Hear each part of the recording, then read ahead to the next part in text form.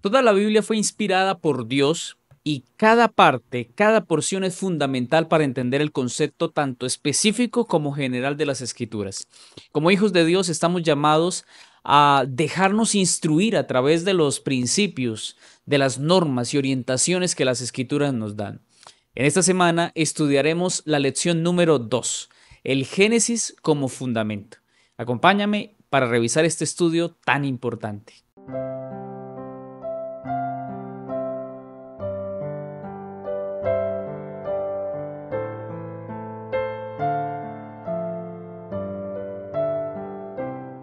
Quiero invitarte para que cierres tus ojos y oremos al Señor. Querido Padre, te agradecemos por este momento tan especial que nos das de estudiar una nueva lección.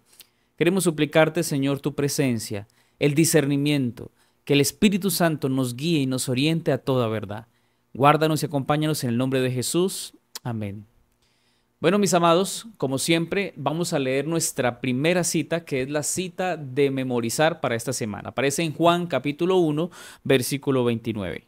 Al día siguiente, Juan vio a Jesús que venía hacia él y dijo: Este es el Cordero de Dios que quita el pecado del mundo. El Apocalipsis no es un libro desconectado del resto de la Escritura. Las raíces del Apocalipsis están firmemente plantadas en el Antiguo Testamento. Especialmente el Génesis establece las bases del conflicto entre el bien y el mal. Y esto nos proporciona un marco esencial para interpretar las visiones de Juan. Lo primero es que vamos a ver que la creación y la soberanía de Dios se da desde Génesis y también se ve en el Apocalipsis. Y encontraremos en el contexto general de la palabra de Dios conexiones que no se pueden dejar de mencionar. Por ejemplo, en Génesis 1 y en Génesis 2 se relata sobre la creación que Dios había hecho y establece a Dios como el creador de todo lo que existe. Pero en Apocalipsis, en el capítulo 4, versículo 11, vamos a ver lo que dice allí. Dice: el Señor, digno eres de recibir la gloria y la honra y el poder, porque tú creaste todas las cosas y por tu voluntad existen y fueron creadas. Este versículo nos habla de la adoración que se da al Creador, al dueño de todo, al Creador del Génesis, que se refleja y se recalca aquí en el libro de Apocalipsis. Esta conexión resalta que el conflicto central del Apocalipsis no es solamente escatológico, sino también teológico. Otro ejemplo que aparece en lo que vamos a ver en esta semana es acerca del relato del pecado. Cómo en el Edén se explica el origen del mal, mientras que en Apocalipsis describe ese desenlace de cómo sucedió. Satanás, obviamente sabemos, engañó a Eva y es el mismo dragón que engaña a las naciones. Este paralelismo nos muestra que el conflicto no es una lucha meramente terrenal, sino que tiene que ver con una continuación de una guerra que comenzó en el cielo y que afecta directamente nuestra vida diaria aquí en la tierra. Otro ejemplo de lo que estamos hablando, de esa conexión que hay entre el Génesis y el Apocalipsis, es lo que sucedió con Adán y Abel y con el reflejo de lo que sucedería con el sacrificio expiatorio del Señor, y que ha sido clave en la relación del ser humano con Dios. Gracias al sacrificio que se ejemplificó desde el Edén, pues podemos tener luz acerca del símbolo o a quién representaba. Y esto trasciende durante toda la historia del mundo. Y en el caso de Apocalipsis se presenta al Cordero que fue inmolado como el centro de la redención. Es decir, cada cosa que ha sucedido en el Antiguo Testamento, cada cosa que ha pasado en el Génesis, contiene los fundamentos del Nuevo Testamento. Y el Nuevo Testamento ilumina las verdades del Antiguo Testamento.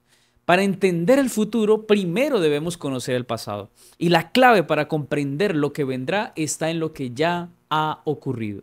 Por eso debemos conectarnos y debemos mantener la armonía de las Escrituras, porque el Apocalipsis nos habla del Génesis y el Génesis nos anuncia de lo que habla el libro de Apocalipsis. En la lección del domingo, el principio de la primera mención. ¿Qué será esto? Bueno, en este estudio aprenderemos acerca del principio de la primera mención. Con este principio comprenderemos cómo se establecen los conceptos que son muy claves en la Biblia, especialmente en Génesis. Y al estudiar la profecía debemos fundamentarnos e ir directamente a lo que dice el principio o lo que dice el libro de Génesis. Interpretando esto y entendiendo esto, pues comprenderemos mejor el mensaje de Dios. La primera vez que un concepto aparece en la escritura, establece ya desde ahí una base para la comprensión a partir de todos los textos o mensajes o principios que se dan en las escrituras. Todo esto entendiendo que si se establece en el Génesis y se repite en todo el resto de la Biblia, pues entonces vamos a encontrar una verdad basada desde un principio. Es decir, si Dios habló en el Génesis, y se repite a lo largo de toda la historia y de las escrituras, pues inmediatamente debemos solidificar ese concepto, ese principio, esa idea de que es algo que Dios quiere que permanezca. En Génesis encontramos los fundamentos del pecado, encontramos los fundamentos de la salvación, de la ley y del pacto divino. Teniendo en cuenta esto, la interpretación profética debe considerar esta base. Y no podemos ir a la profecía sin entender los principios básicos y fundamentales de la interpretación. Y esto, hermanos, es muy importante, pues el mensaje de Dios es un mensaje progresivo, pero coherente. La escritura se interpreta a sí misma. Y yo no puedo ir al final si no he conocido el principio. Y por eso este principio que se quiere establecer en esta lección es que debemos permanecer no en ideas que cambian porque Dios no cambia. Son ideas que permanecen guardando la armonía de la idea principal o de la idea inicial en el libro de Génesis. Ese mensaje permanece inmutable a través de toda la historia. La revelación de Dios no se da de una vez, sino que se va desarrollando a lo largo del tiempo. Y a través de esto es que Dios introduce principios básicos antes de revelar conceptos más profundos. Esto se observa en la relación entre Génesis y Apocalipsis, ya que estos dos libros revelan claramente el conflicto entre el bien y el mal, también acerca del Mesías prometido, la restauración final. El Apocalipsis y el Nuevo Testamento tienen sus raíces en el comienzo de la Escritura, en el libro de Génesis, en los principios fundamentales que se dieron allí. Y su culminación y su cierre tienen que ver mucho con lo que sucedió al principio.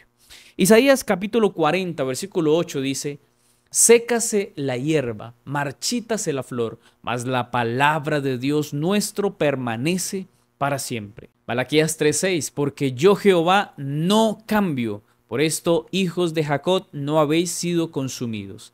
Hebreos 13:8, Jesucristo es el mismo ayer y hoy y por los siglos. En un mundo donde las ideas son relativas, donde la verdad es subjetiva, pues aparece que la palabra de Dios sigue siendo la norma absoluta de Dios. Su mensaje es consistente a lo largo de la historia, lo que nos permite confiar en sus enseñanzas, esas enseñanzas proféticas y anunciadas desde un principio. El enemigo busca debilitar nuestra confianza en la palabra de Dios. Debilita a través de malinterpretaciones y malos conceptos el mensaje de Dios. Pero a través de la palabra de Dios, a través de las interpretaciones, Dios quiere que nosotros vayamos y fundamentemos nuestras verdades o la verdad de Dios a través de lo que Dios mismo dice en su palabra, no a través de ideas erróneas o de filosofías que relativizan toda la verdad.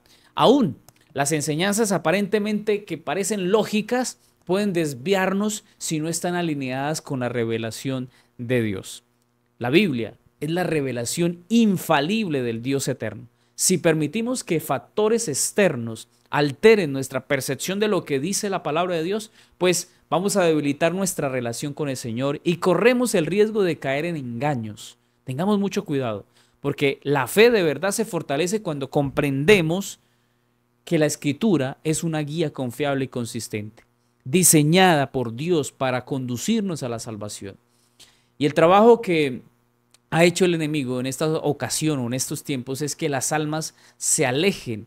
Es para que el ser humano deje de ver a la palabra de Dios como algo seguro, llevando a que el pueblo de Dios pase por el debilitamiento sutil y lleva al cristianismo a aceptar pequeños cambios en las interpretaciones, y esto distorsiona la verdad mayor.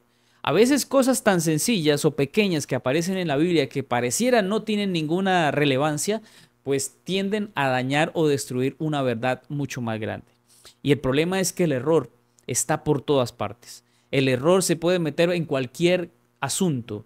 Y eso que parece que a mí no me gusta, yo no lo veo así o yo no lo entiendo de esa manera, a mí me lo explicaron de otra forma, a mí por tradición me lo enseñaron de esta manera, pues entonces empezamos a ver que la verdad empieza a perder fuerza por culpa del error.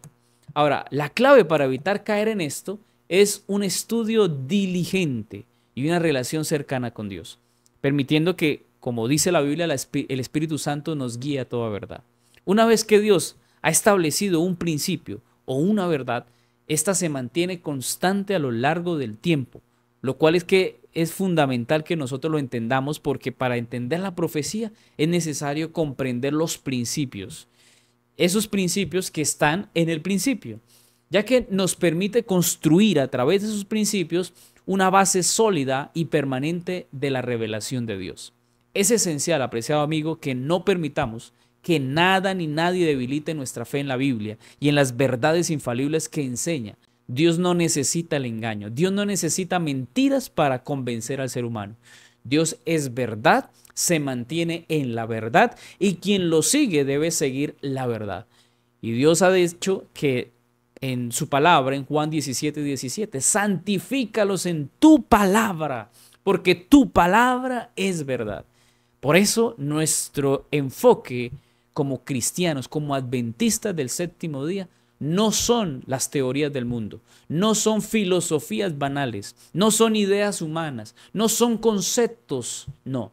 Nuestra idea está o nuestro enfoque debe estar en la palabra de Dios que santifica la vida del ser humano. Dios desea que cada uno de nosotros obedezcamos a su palabra y siendo que lo hacemos así, pues vamos a encontrar la verdad. No manipulando, no queriendo poner o quitar a lo que dice Dios. El mensaje de Dios es completo, es veraz y solamente debemos entenderlo guiados por el Espíritu Santo. La lección del lunes, la comprensión del amor de Dios. En esta lección veremos lo que sería la prueba de Abraham, donde se revela el amor abnegado y sacrificial que Dios demanda de sus hijos, así como su amor inmenso y sacrificial hacia la humanidad. En este relato vamos a ver cómo el amor se muestra y demuestra no solo en el sacrificio, sino también en la confianza y la obediencia inquebrantable a la voluntad de Dios. Veamos lo que dice Génesis capítulo 22, versículo 1 y 2.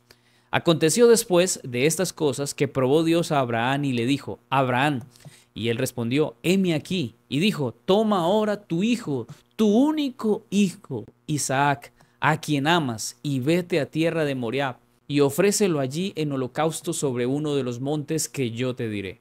Dios pide a Abraham que ofrezca a ese hijo, a su único hijo. Este sacrificio parecía desafiar toda lógica humana, pero Abraham, al ser fiel, muestra que el amor verdadero hacia Dios está por encima del amor que tenía por cualquier ser humano. El amor de Abraham se manifestó en su disposición a hacer lo que Dios le pidió, incluso en las circunstancias más dolorosas. Entregar a su propio hijo no era fácil, pero eso hace parte de la prueba que Dios estaba poniendo en la vida de Abraham. Y bueno, el relato sigue diciendo porque en Génesis capítulo 22, versículo 13 en adelante dice, y Abraham se levantó muy de mañana y enalbardó su asno y tomó consigo 2 siervos suyos y a Isaac su hijo y cortó leña para el holocausto. Y se levantó y fue al lugar que Dios le dijo. Al tercer día alzó Abraham sus ojos y vio el lugar de lejos. Entonces dijo Abraham a sus siervos, esperad aquí con el asno, y yo y el muchacho iremos hasta allí, y adoraremos, y volveremos a vosotros. Y tomó Abraham la leña del holocausto y la puso sobre Isaac su hijo, y él tomó en su mano el fuego y el cuchillo, y fueron ambos juntos. Entonces habló Isaac a Abraham su padre, y dijo, Padre mío. Y él respondió, heme aquí, mi hijo. Y él dijo, he aquí el fuego y la leña, mas ¿dónde está el cordero para el holocausto? Y respondió Abraham, Dios se proveerá del cordero para el holocausto, hijo mío. E iban juntos. Qué impresionante esta escena, ¿no? Porque Isaac pregunta por el cordero para el sacrificio. Y Abraham responde con fe, Dios se proveerá de cordero. Ese cordero era necesario para ese holocausto. Y confiar o esperar en Dios a veces no es fácil. Abraham ya iba en su corazón dispuesto a sacrificar a su hijo para Dios. Y esta respuesta refleja una fe profunda en que Dios cumplirá sus promesas, incluso en circunstancias que parecen imposibles de entender. Y apreciados hermanos, el amor de Dios reflejado en la confianza plena de Abraham es una invitación a que nosotros también confiemos en Él. Aunque no entendamos el propósito, Dios tiene un plan perfecto y Dios se va a proveer del sacrificio. Dios se va a proveer del cordero. Muchas veces en nuestra vida tenemos circunstancias donde a veces no comprendemos por qué Dios nos pide cosas y cuando nos las pide no las entendemos, no las comprendemos en su totalidad. Y es importante confiar en Dios. Quizás no lo entendemos en un principio, no se puede divisar cuál es el propósito o la voluntad de Dios, pero Dios nos ha pedido que confiemos porque Él está al control. Vamos a seguir leyendo lo que dice Génesis capítulo 22 con el relato. Dice, y cuando llegaron al lugar que Dios le había dicho, edificó allí Abraham un altar y compuso la leña y ató a Isaac su hijo y lo puso en el altar sobre la leña. Y extendió Abraham su mano y tomó el cuchillo para degollar a su hijo. Entonces el ángel de Jehová le dio voces desde el cielo y dijo, Abraham, Abraham. Y él respondió, heme aquí. Y dijo, no extiendas tu mano sobre el muchacho, ni le hagas nada, porque ya conozco que temes a Dios, por cuanto no me rehusaste tu hijo, tu único. La disposición de Abraham a sacrificar a ese único hijo demuestra que el amor en su forma más pura a menudo implica sacrificio personal. La historia señala que el amor verdadero no está basado en la comodidad ni en el beneficio personal. Más bien se ve en el servicio y en la obediencia a la voluntad de Dios a pesar de todo. Pero sabes, hay algo importante aquí y es que el texto dice en el Génesis capítulo 22 versículo 13, entonces alzó Abraham sus ojos y miró, y he aquí a sus espaldas un carnero trabado en un zarzal por sus cuernos. Y fue Abraham y tomó el carnero y lo ofreció en el holocausto en lugar de su hijo. Cuando Abraham estaba a punto de sacrificar a su hijo, Dios intervino, mostrándole que él mismo proveería el sacrificio adecuado. El carnero atrapado en el zarzal fue la respuesta a esa experiencia en la que Abraham debía entregar un sacrificio. No era su hijo, pero era una prueba para ver cuánto estaba dispuesto Abraham a dar a Dios. Esto apunta al sacrificio también del Señor Jesús, ese sacrificio dado en la cruz. Abraham pudo entender y puede entender lo que significa entregar a su hijo.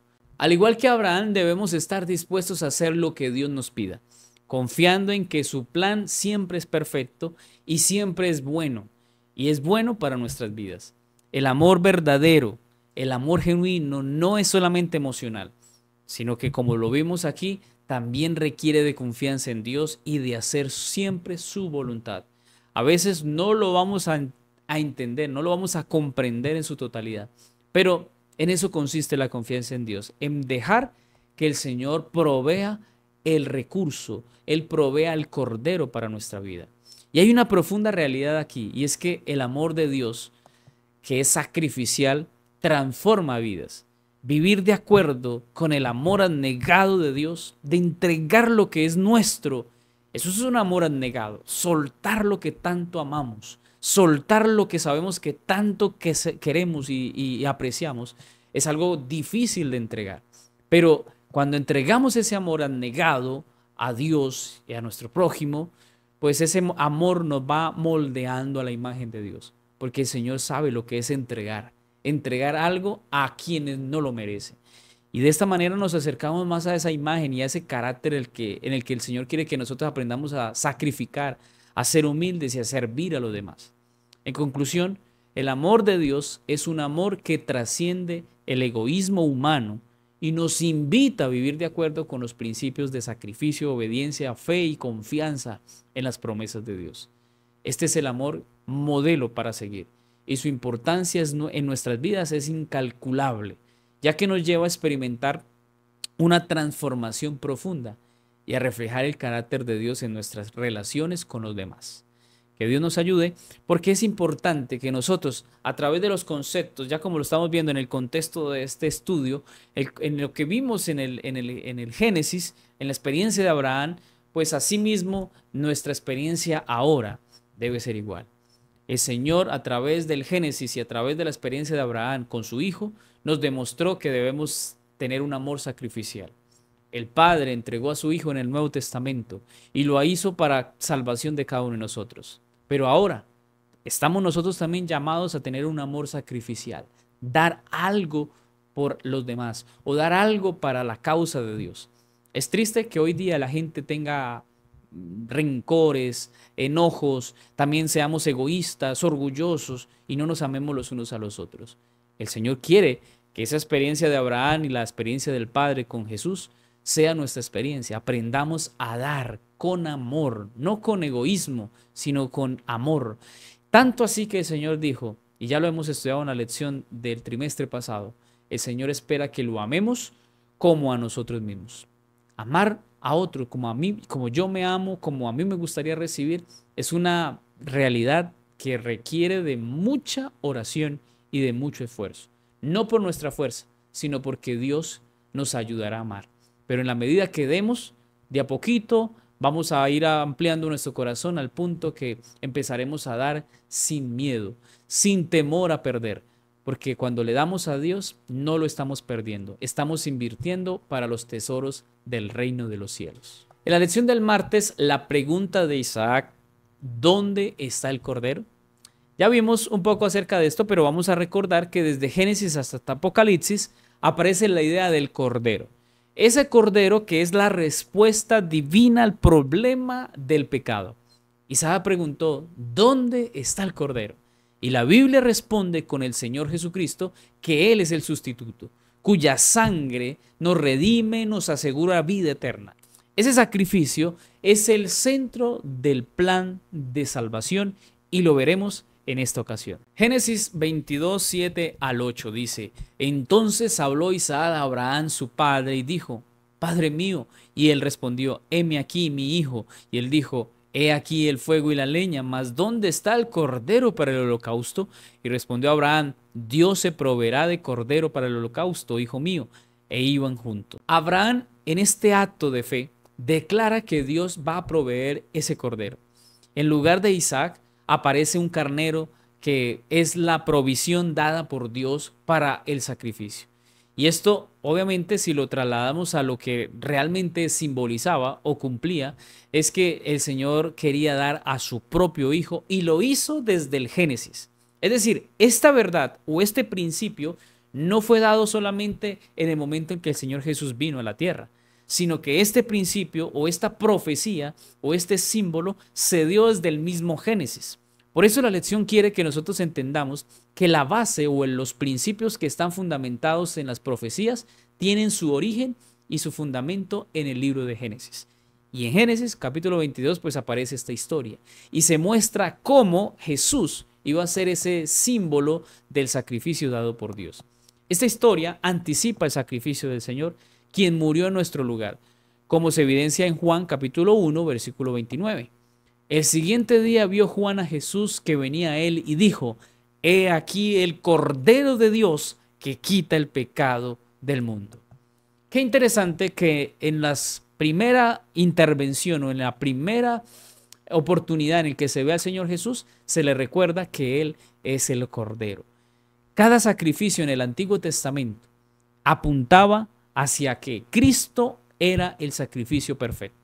En Éxodo 12, por ejemplo, se muestra que el Cordero Pascual representaba la liberación del pueblo de Israel, de ese pueblo que necesitaba salir de la esclavitud de Egipto y había una prefiguración. Se estaba hablando de lo que iba a suceder después con la obra redentora del Señor Jesús cuando Él viniera.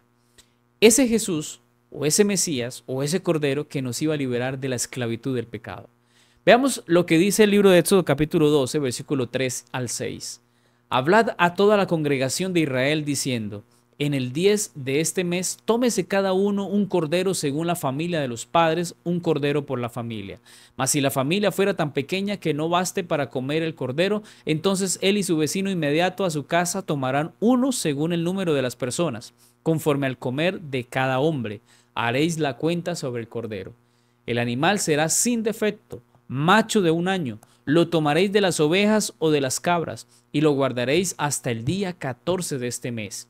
Y lo inmolará toda la congregación del pueblo de Israel entre las 2 tardes. Dios aquí está ordenando a cada familia que seleccione un cordero el día 10 del mes y lo guarde hasta el día 14 cuando será sacrificado. El cordero debía ser sin defecto, porque esto simbolizaba o prefiguraba al Señor Jesús. El cordero de Dios o el cordero debía también mostrarse sin mancha ni pecado. Además, debía ser macho de 1 año, en la plenitud de su vigor, simbolizando al Señor Jesús en su fortaleza y en su entrega también voluntaria. ¿Sabes? La instrucción de compartir el cordero con vecinos, si la familia era pequeña, refleja también una exclusividad de la redención, ya que la salvación en Cristo está disponible para todos, pero también se puede compartir con aquellos que lo necesitan.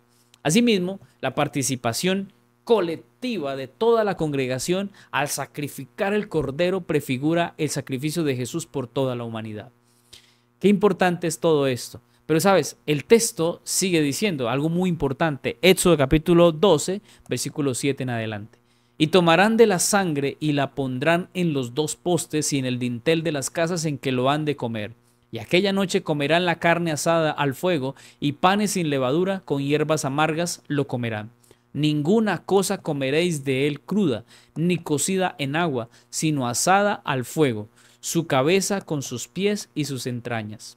Ninguna cosa dejaréis de él hasta la mañana, y lo que quedare hasta la mañana lo quemaréis en el fuego, y lo comeréis así, ceñidos vuestros lomos, vuestro calzado en vuestros pies, y vuestro bordón en vuestra mano, y lo comeréis apresuradamente, en la Pascua de Jehová. Aquí se está hablando de la Pascua que se estaba instituyendo en el pueblo de Israel. Pero la sangre del cordero debía ser aplicada, como dice allí, en los postes y el dintel de las puertas. Esto tenía un propósito, que era simbolizar la protección de Dios a su pueblo. Donde había sangre, la plaga no iba a entrar. Y esta es una clara representación de la justificación en Cristo, pues su sangre nos protege del castigo del pecado, de la maldición de la muerte. El cordero debía ser también, dice allí, que debía ser asado al fuego, no debía ser cocinado, no debía ser crudo, sino más bien debía ser asado. Esto señalaba el juicio de Dios sobre el pecado. Porque, ¿sabes?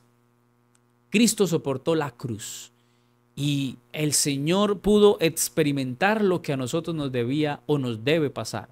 Pero gracias al sacrificio del Señor podemos tener misericordia. Gracias a lo que el Señor hizo, tú y yo no recibiremos el castigo. Ahora, los panes que se ven allí, esos panes sin levadura, representan también la pureza y la ausencia de corrupción. También habían allí hierbas amargas que simbolizan la aflicción y el sufrimiento de la esclavitud en Egipto. Y obviamente por extensión se ve que también refleja al pecado. El mandato de comer apresuradamente suena hasta curioso porque hoy día nosotros sabemos que nos piden que comamos despacio, pero dice que coman apresuradamente con los lomos ceñidos, con los calzados, los pies puestos, con el bordón en la mano, y muestra la urgencia de la redención y la disposición para partir.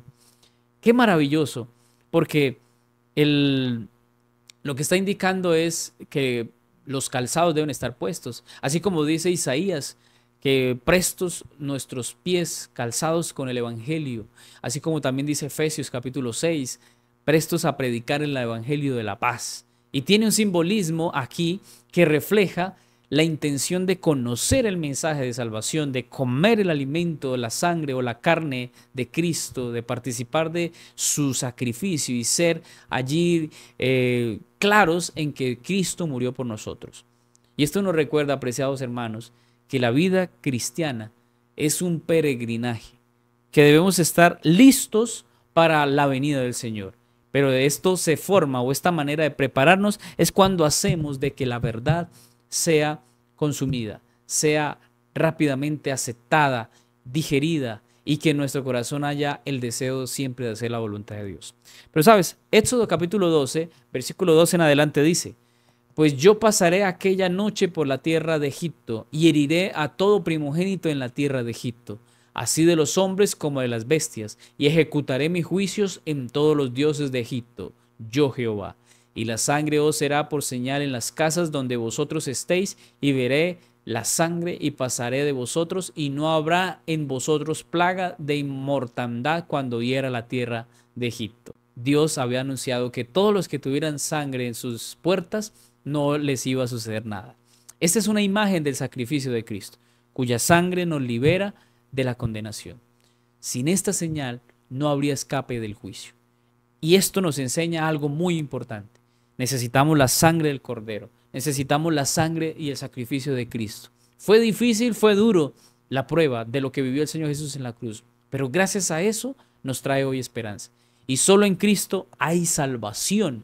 Por eso debemos estar contentos, felices, alegres, porque gracias al Señor hoy podemos tener redención y vida eterna.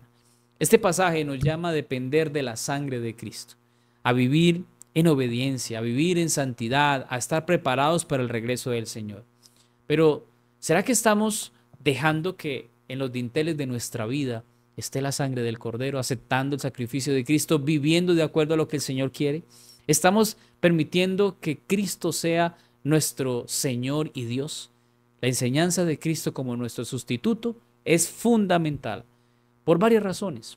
La primera razón es porque Él nos libra del castigo, nos libra del juicio de lo que va a suceder para los que se condenan. El sacrificio de Cristo nos da libertad, pero también nos da acceso a la justicia de Dios. También Cristo toma nuestro pecado y nos imputa su justicia. Y esa justicia otorgada para nosotros nos da oportunidad de vida. También sacrificio y la sustitución de Cristo por nuestros pecados nos asegura esperanza en el juicio. Sin Él, como nuestro abogado y sustituto, estaríamos perdidos. También hay algo muy importante, hermanos. La justicia de Dios es imputada. Y quisiera mencionar algo sobre esto.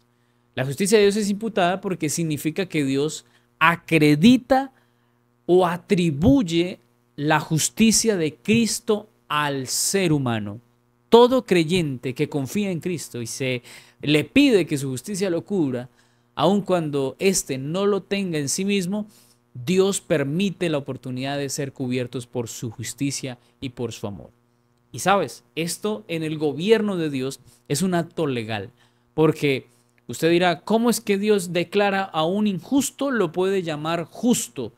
Y eso es lo maravilloso de Dios, porque es un acto legal en el cual Dios declara justo al pecador por medio de la fe en Jesucristo.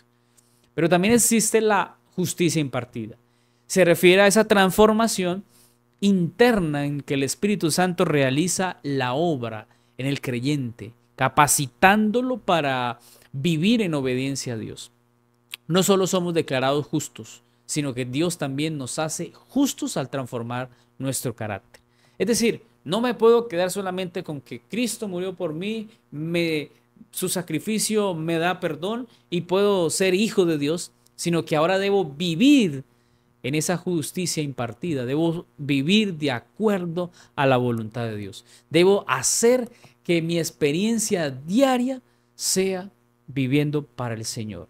Por eso el Señor, si lo resumimos, podría decir, el que ama a Dios, pues debe guardar sus mandamientos. No nos podemos quedar en la misma situación, no nos podemos quedar de igual de pecadores o igual haciendo nuestra vida pasada.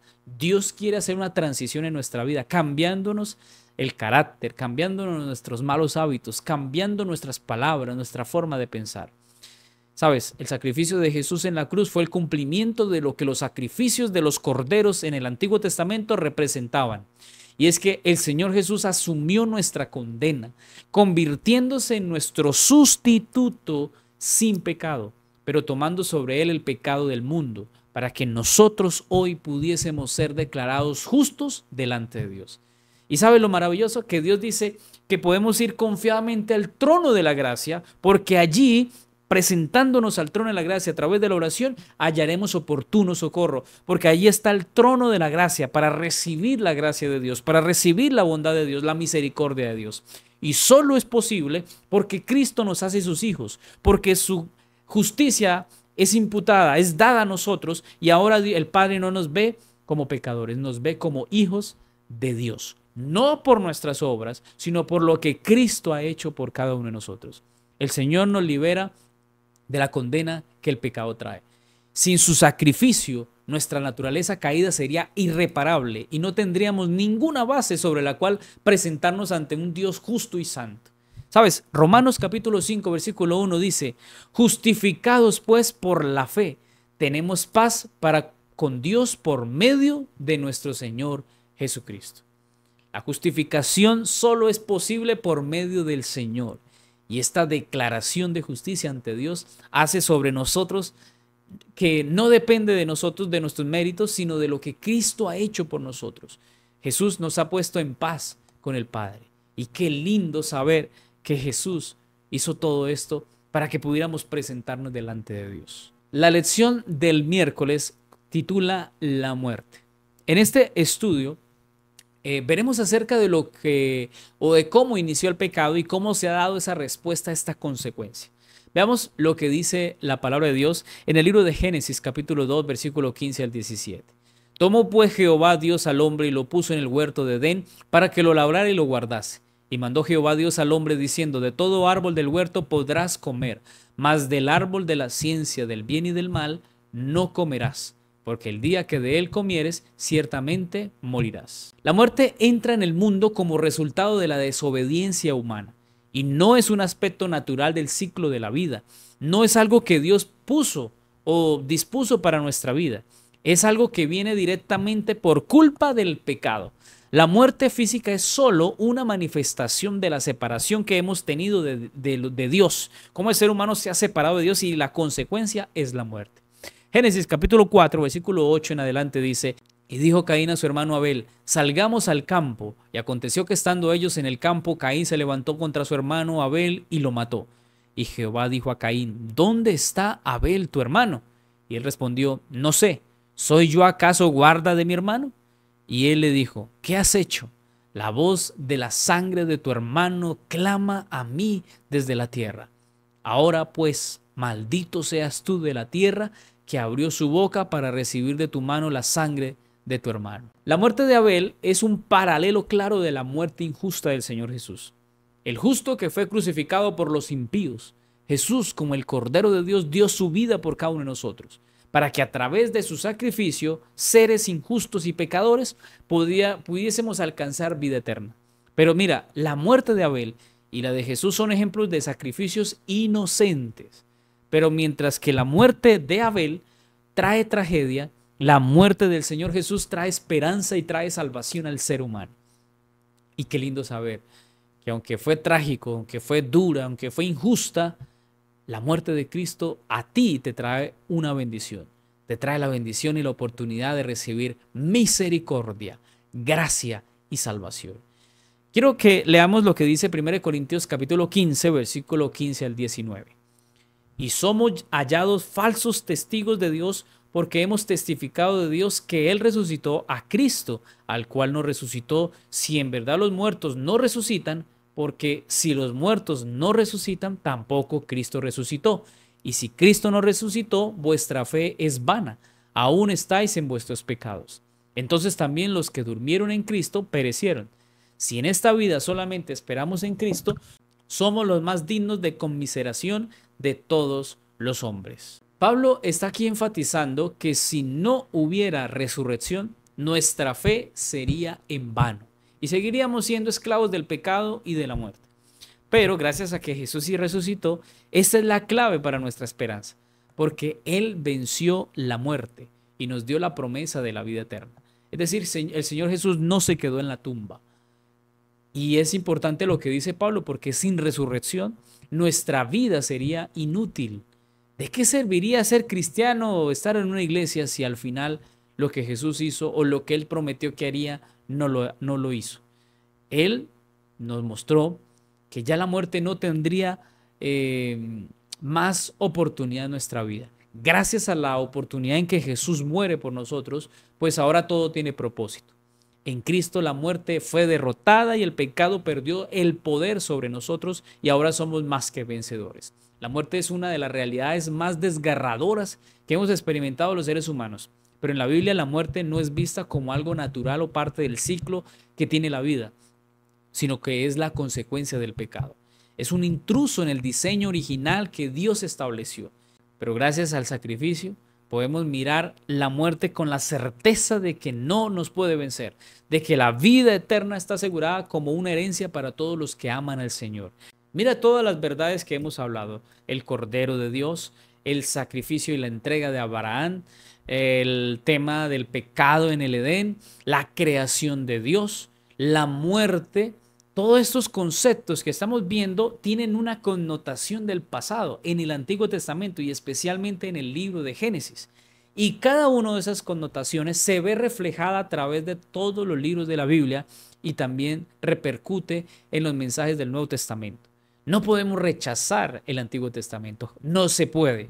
Porque si quitamos el Antiguo Testamento, quitamos las bases sólidas para comprender los mensajes del Nuevo Testamento. Es imposible que digamos que vamos a leer la palabra de Dios o que le creemos a la palabra de Dios si la estamos desprestigiando, si la estamos fraccionando y escogiendo partes que nos convienen. No puede ser así. La palabra de Dios es un todo, es un completo, es un mensaje que debe ser entendido desde su armonía, desde su contexto. Es importante que así como cada tema que hemos revisado tiene una relevancia y tiene una connotación en el futuro, así como en el Génesis lo tiene en el presente y en el futuro, o en el Apocalipsis o en el Nuevo Testamento, se debe mantener la armonía de lo que dice Dios. En la lección del jueves, la serpiente.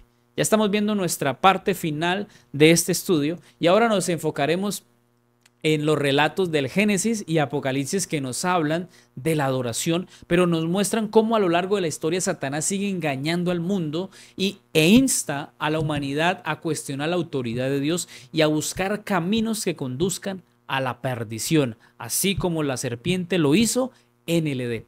Veamos lo que dice la Biblia en Génesis capítulo 3, versículo 1 al 5.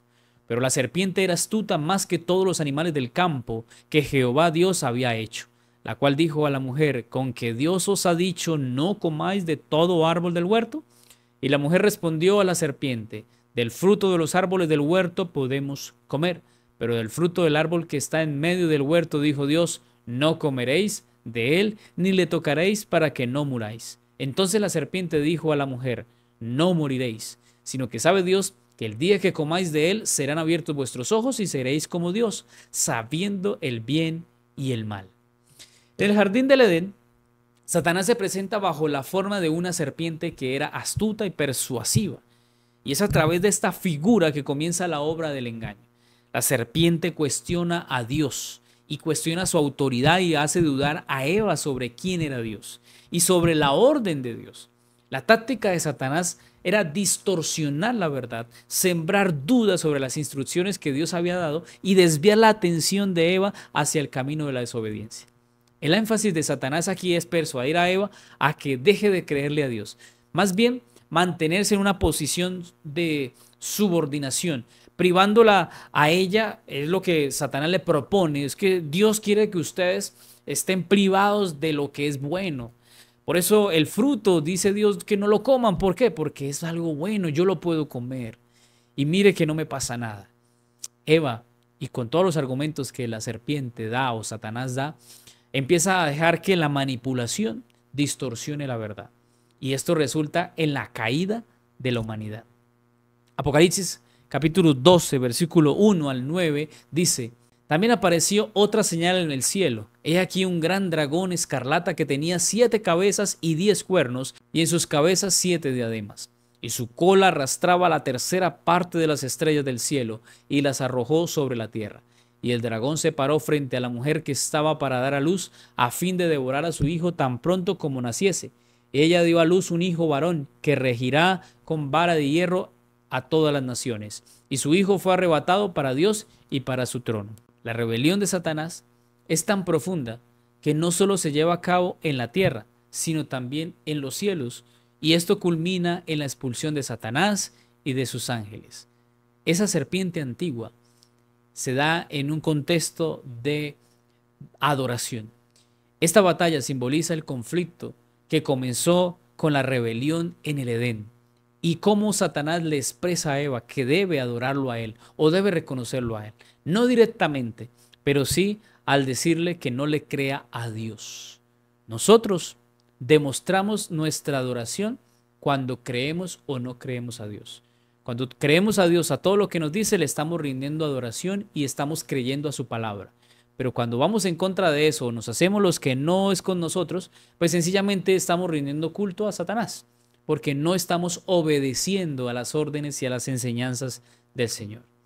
El dragón o la serpiente antigua desafía abiertamente la autoridad de Dios. Y allí se intenta usurpar el trono de Dios. Se intenta dañar, quitar y destronar la soberanía de Dios. Pero sabes, Apocalipsis capítulo 12, versículo 9 nos dice qué fue lo que pasó con Satanás. Dice, y fue lanzado fuera el gran dragón, la serpiente antigua que se llama Diablo y Satanás, el cual engaña al mundo entero. Fue arrojado a la tierra y sus ángeles fueron arrojados con él. Allí en el libro de Génesis no se cuenta qué fue lo que pasó antes, no se cuenta cómo se dio el pecado, no se cuenta qué pasó con Satanás, no se cuenta que hay problemas o hay pecado o hay maldad. Se cuenta simplemente que hay una descripción, pero hay un lapso de tiempo que no se menciona. Y tenemos que ir hasta el Apocalipsis para saber que ese dragón fue echado del cielo, fue arrojado del cielo con sus ángeles. Se trajo la tercera parte de los ángeles. Esa serpiente antigua que se refleja en el libro de Apocalipsis es el mismo que aparece en el Génesis. Es decir, que hay un complemento para poder entender que la serpiente antigua del Apocalipsis es la misma serpiente del Génesis. Sabes, hermano querido, Dios ha prometido darnos sabiduría y discernimiento para no ser engañados por los engaños del diablo. La historia de la serpiente y el dragón nos enseña que aunque las tácticas de Satanás pueden cambiar, su objetivo final siempre va a ser el mismo: desviar nuestra atención de lo que es la adoración verdadera, esa adoración a Dios, y vayamos detrás de la idolatría y la rebelión en contra de Dios. El conflicto espiritual, hermanos, que comenzó en el Edén, que comenzó en el cielo, que permanece hasta hoy, sigue estando vigente. Ese conflicto no terminará hasta que el Señor Jesús venga de las nubes y no venga a acabar con el pecado. Por eso, tengamos cuidado y, como dice Santiago, pidamos sabiduría para hacer la voluntad de Dios. Los cristianos debemos estar alertas, confiando en que la palabra de Dios debe ser leída y no podemos dejar que enseñanzas y teorías humanas nos desvíen del conocimiento de Dios. Pidámosle a Dios que nos ayude a discernir los engaños del enemigo y a permanecer fieles, sometiéndonos a Dios, y el diablo huirá de nosotros. Que Dios nos ayude a seguir perseverando en la fe y sabiendo que el Señor estará con su pueblo hasta el día de su venida. En la lección del viernes, para estudiar y meditar, veremos cómo la revelación de Dios es inagotable, pues porque Dios es un Dios infinito. Sin embargo, esto no implica que debamos apartarnos de las verdades fundamentales de la palabra de Dios. Ahora, el equilibrio se encuentra en un estudio que debe ser constante en la revelación que Dios ha dejado en su palabra. A través de la misma palabra de Dios y las orientaciones del Espíritu Santo podemos comprender la profundidad de la palabra de Dios sin caer en especulaciones, en doctrinas extrañas o ideas que nos lleven a apartarnos de Dios. Pero mira, la palabra de Dios nos exhorta a escudriñar las mismas escrituras. Dios no nos está pidiendo que a través de la palabra vayamos a otra parte. No, Dios dice que en la misma palabra, santifícalos en tu palabra es verdad. La palabra nos ilumina, nos ayuda a discernir. La palabra de Dios es una lámpara que ilumina nuestro camino. Es decir, que debemos permanecer en las escrituras para entender. Y al mismo tiempo debemos permanecer ya en lo que hemos aprendido a lo largo de la historia, a lo largo de lo que dice la palabra de Dios. Pero sabes que estaba generándose en algún momento, y se ha generado siempre, el tema de la desviación de lo que Dios dice. Incluso hay gente que no se conforma y dice, necesitamos explorar otras cosas, necesitamos mirar otros enfoques, otras ideas, necesitamos salir de lo que ya está y busquemos otras teorías, otras enseñanzas, a ver qué Dios dice. Y eso es de mucho cuidado. Y mira lo que dice Hechos de los Apóstoles, en la página 478. Algunos de los obreros más jóvenes entre los cristianos del primer siglo se habían cansado de las verdades tan a menudo repetidas. En su deseo de algo novedoso y sorprendente, intentaron introducir nuevas fases de doctrina. Hay que tener mucho cuidado con esto, porque nuevas interpretaciones que surgen hoy día deben ser evaluados a la luz de la Biblia y el espíritu de profecía. Esto es muy importante porque si una enseñanza contradice principios establecidos en la Escritura, en el Génesis o en el Nuevo Testamento o en el Antiguo Testamento, pues inmediatamente va a echar por tierra o va a minimizar el mensaje profético que Dios ha dado a su pueblo. Entonces, con toda seguridad podemos estar firmes en la idea de rechazar todo aquello que sepulte las verdades bíblicas. La iglesia debe examinarlo todo, pero debe hacerlo con discernimiento espiritual. Dios nos ayude a que cada verdad la confirmemos, la aprendamos y la practiquemos conforme a la luz que está en la misma palabra de Dios. Recuerda como estudiamos hoy, toda verdad se repite y se reafirma en el contexto general de la Escritura. Lo que aparece en el Antiguo Testamento y en el Nuevo son la evidencia de que son enseñanzas que deben preservarse hasta nuestros días. Al igual, el Génesis es nuestro enfoque, ya que allí se dieron orientaciones que hasta Apocalipsis se replican. La frase para esta semana es: ayúdame, Señor, a ser oidor y hacedor de tu palabra. Muy fácil. Ayúdame, Señor, a ser oidor y hacedor de tu palabra. De nada nos sirve oír y no hacer. Necesitamos complementar el oír la palabra de Dios, el leer la palabra de Dios y el practicarla y vivirla en nuestra vida. Quiero invitarte para que oremos y finalicemos este estudio. Querido Dios, gracias una vez más por esta oportunidad que nos das, Señor, de estudiar tu palabra, de recordar estos principios fundamentales que se repiten en el Génesis y se han replicado a través de toda la historia de la palabra de Dios. Y hoy, Señor, todavía vemos cómo lo que se estableció en el Génesis todavía permanece hasta hoy. Señor, enséñanos a obedecer tu palabra, que al escuchar cada cosa, cada detalle, por muy pequeño que sea, seamos fieles en la obediencia. Te pedimos, Señor, tu bendición. Te pedimos que nos guardes de todo error y mentira y ayúdanos a preservarnos en la verdad que está en Cristo Jesús. Te lo pedimos en el nombre de Jesús. Amén. Bueno, mi hermano querido, gracias por este acompañamiento. Recuerda darle me gusta, compartirlo y suscribirte a nuestro canal de YouTube como Pastor José Herreño. Y recuerda, como siempre te digo, con Jesús todo es mejor. Que Dios te guarde.